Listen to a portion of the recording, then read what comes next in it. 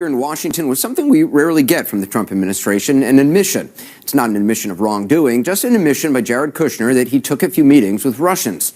Before meeting with Senate Intelligence Committee staffers today, Kushner released a statement offering his first public account of what he says were 4 meetings with Russians during the campaign and transition.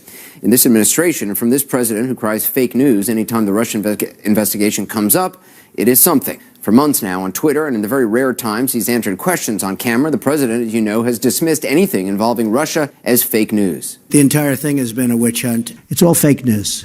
It's all fake news. I have nothing to do with Russia. This Russia thing with Trump and Russia is a made-up story. Can you say whether you are aware that anyone who advised your campaign had contacts with Russia during the course of the election? Nobody that I know of. So you're not aware of any contacts during the course of the election? How many times do I have to answer this question? Now, keeping him honest, the answer to the question has changed because today, nobody that I know of now includes his son-in-law, Jared Kushner, who finally admitted to those 4 meetings. No collusion, he says, just attended the meetings. This is after the president and his team not only denied anyone connected to the campaign met with Russians, but seemed offended by the question itself.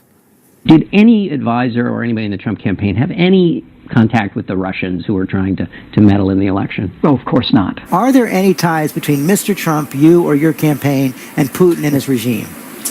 No, there are not. It's absurd. Did anyone involved in the Trump campaign have any contact with Russians trying to meddle with the election?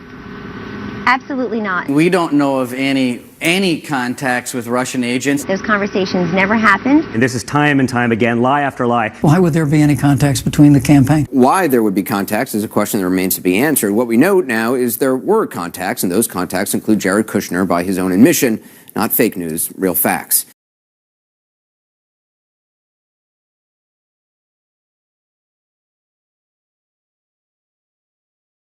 You once said that you were reading more and enjoying it less.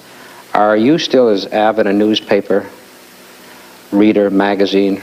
I remember those of us who traveled with you on the campaign, a magazine wasn't safe around you. Oh, it is. No.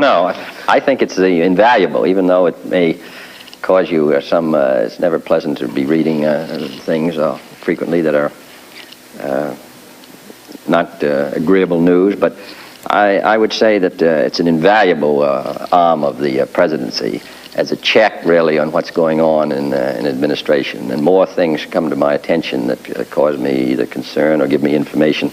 So I would think that Mr. Khrushchev, operating a totalitarian system which has many advantages as far as being able to move in secret and all the rest, there's a terrific disadvantage not having the abrasive quality of the press applied to you daily to an administration. When you have, even though we never like it, and even though we don't, even though we wish they didn't write it, and even though we disapprove, there isn't any doubt that we couldn't do the job at all in a free society without a very, very active press.